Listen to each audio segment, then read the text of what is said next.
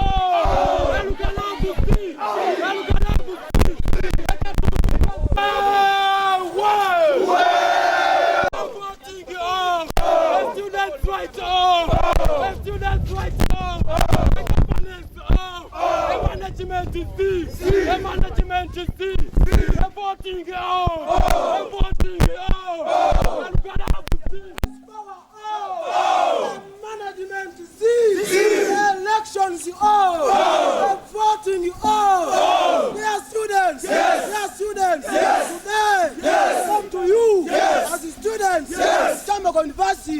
Freedom fighters! Change seekers! We are saying! Solidarity and we fight for our rights. We are saying no. No trustee. We are saying no exams until we have elections.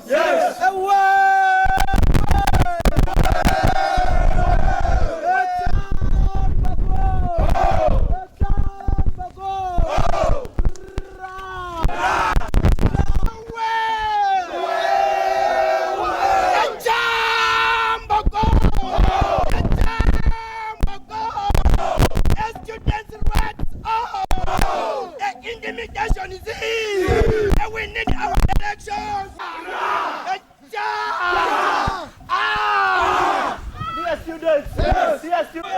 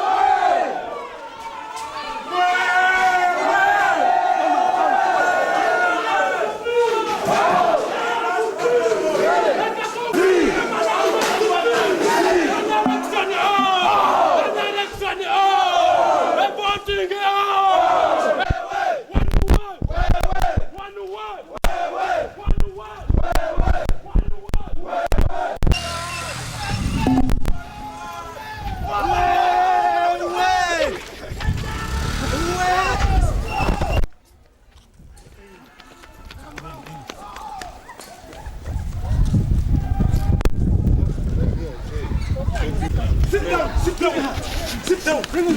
Rana was not among them. That is the problem.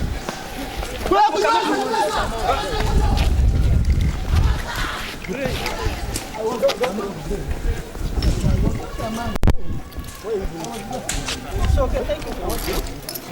I don't think I fight you. We are waiting for our rights. You open that one. Please, I have a handcuff where I've locked one. You want to open it very well. Come.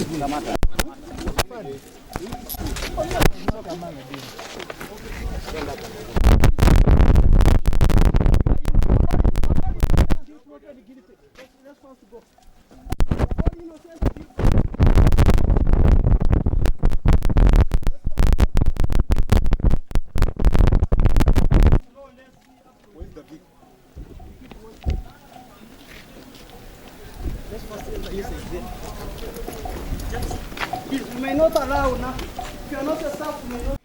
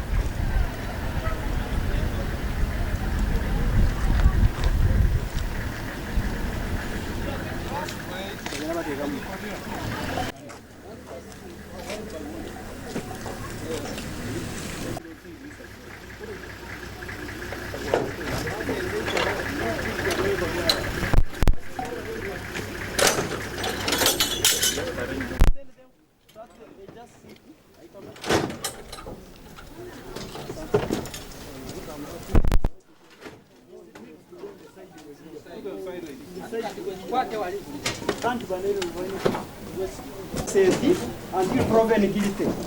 So you'll benefit from the powers of the Constitution. You are very innocent until proven guilty. You first enter there. Please. Said enter, don't delay our time. I've told you you are innocent. Huh? The presumption of the law. Very innocent. You enter there.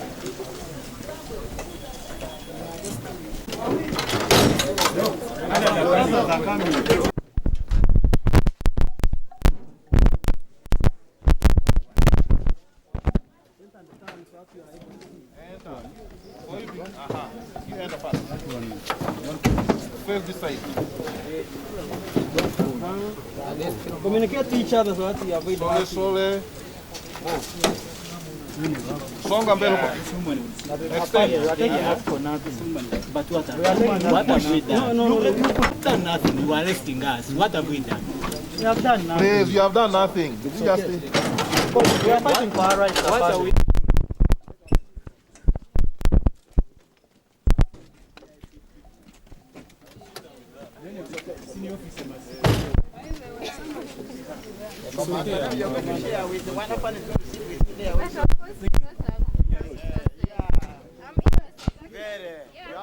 Very innocent.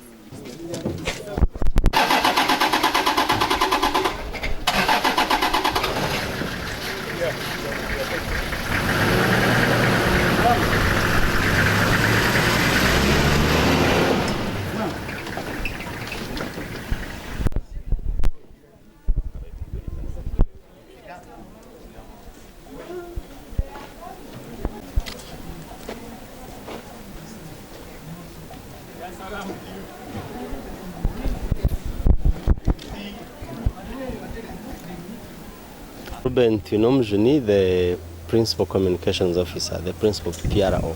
Okay. Publication. Let us begin with why are the students on the streets of the university campus shouting that they need the guild elections, among many other concerns? Yes, they want to vote. They were supposed to vote almost a month ago, but they somehow there was mismanagement of the electoral process. It's a purely managed student activity, but they are I think the Chair Electoral Commission betrayed them. One, the process was okay. They nominated well. They did everything, and 3 days to the election, he disqualified 3 candidates. Now, after disqualifying 3 candidates, then they petitioned. One of them went to court. Now we have a case before the court. Others wrote petitions to the university challenging the process, and also he dismissed 2 of one, the secretary of the commission and the commissioner. He has no powers to dismiss, and he has no powers to appoint, and he couldn't admit it because the guild house had already been dissolved, so they couldn't get the replacement. And also, there were many accusations. When he was asked to print the ballots, he failed to print the ballots up to the real date. Now, when he suspended the elections twice, he suspended the candidates, he also suspended the Electoral Commission officials. And so he created discomfort and anxiety among the students. So the Vice Chancellor wrote, actually management, said let's postpone. They postponed, and then the more we postponed, the more the confusion happened. Initially, there were no voting materials. So now, when they postponed, even they didn't come, and so many problems came up. And so management sat in a meeting and said, now we need to understand what is happening in the student body. And if we said let's vote now, it was going to be the worst mistake, because now there is a case before the court. There are petitions from fellow students. The commission is not complete because 2 were suspended and he can't have new ones. So there was a lot of confusion.